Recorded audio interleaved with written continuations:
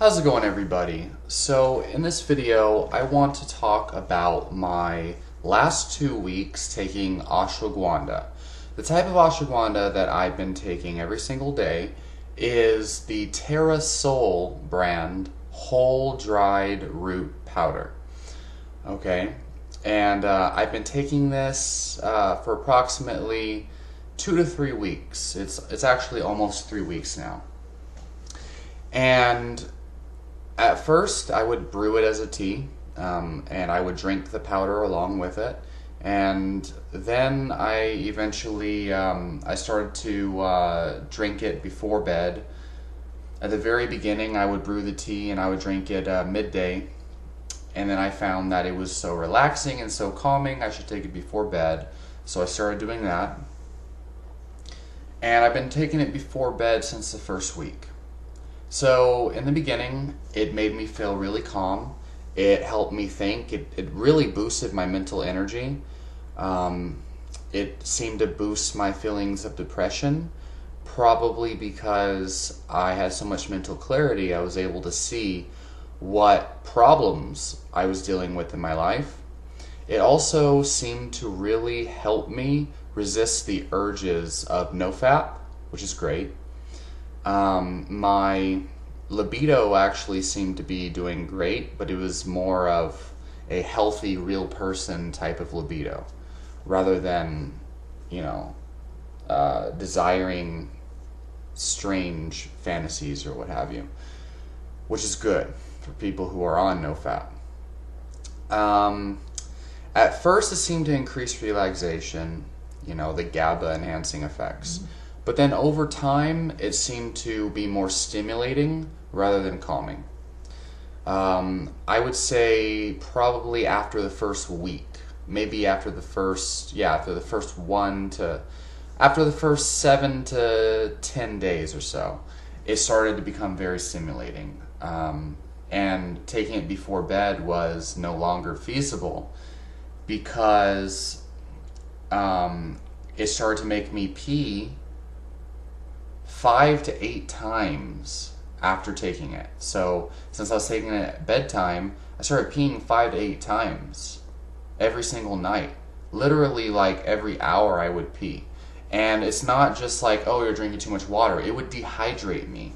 Like, I would stop drinking water 3 hours before bedtime to avoid the urination.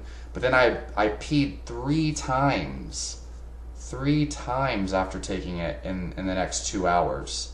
And I was extremely dehydrated. It's like it was causing me to just lose all the water in my body. Water that I didn't even think I had in me. And made me very, very thirsty at night to the point where I couldn't sleep unless I drank water. So I literally, this is probably going to sound crazy, but I drank at least half a gallon of water during bed, in the middle of sleeping, just because it dehydrated me so much. It was not a placebo effect, because I avoided water like normal 3 hours before bedtime, which normally works. But then after taking the ashwagandha, just a very small, 4 ounces of hot water with it, I would pee a full bladder full, like 3 times in the 2 hours after taking ashwagandha. So it's very clear to me that it increased the rate of peeing, possibly through aldosterone, which is the hormone that your body that regulates. Actually, aldosterone works hand in hand with cortisol, and it regulates how much water you excrete through the kidneys, and also how much water you hold on to. Maca root also does something similar to this. So that was alarming.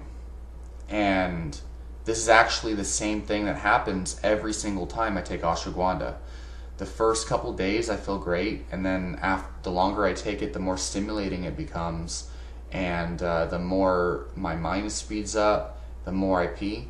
Another thing, this goes for the extracts I've taken. This goes for the whole herb I've been taking lately, and pretty much every ashwagandha that I've tried, except for the tincture form, which I haven't really done a full experiment like this with a tincture form, a controlled experiment, which this is a controlled experiment. There's no other changes I made to my diet.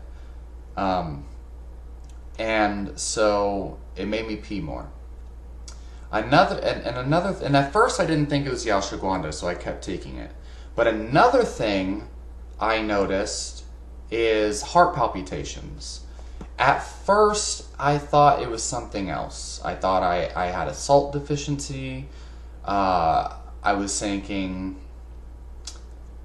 you know, it could have been something else. Maybe I needed more magnesium or something.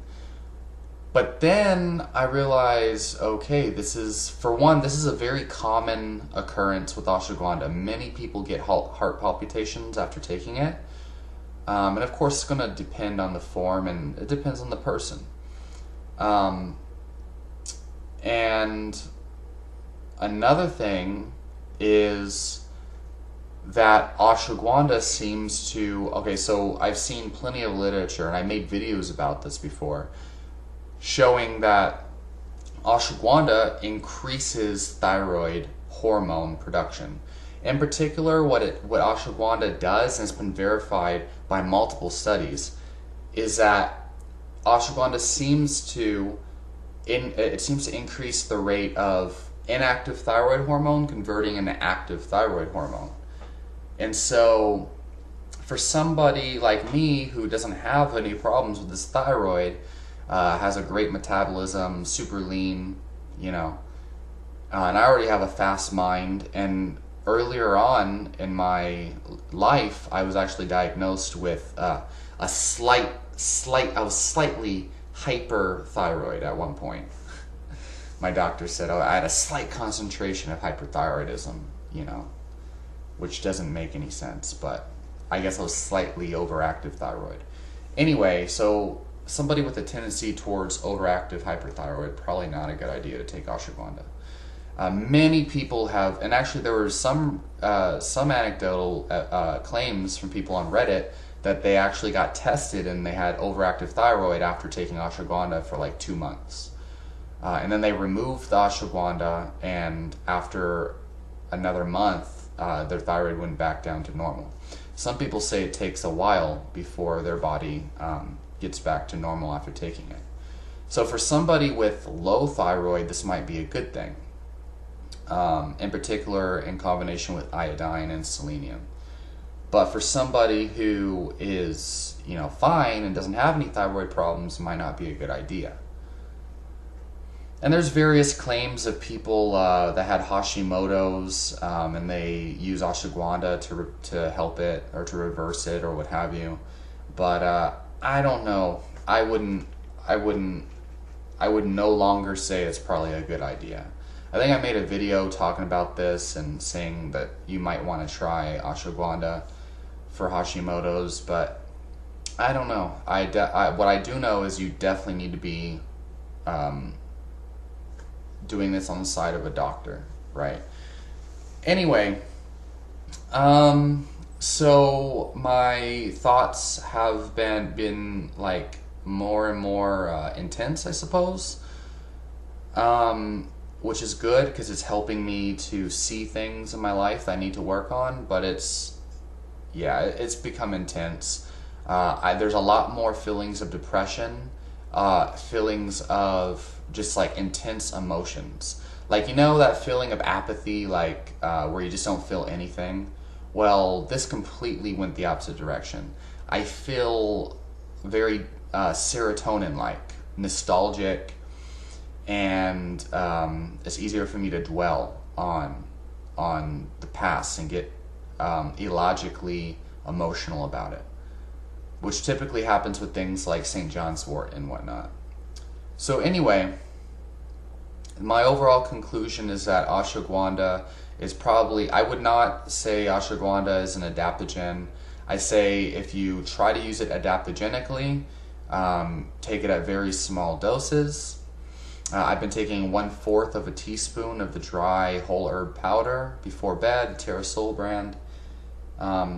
If I do start taking it again, I might try it in the morning, but I don't think it's worth it.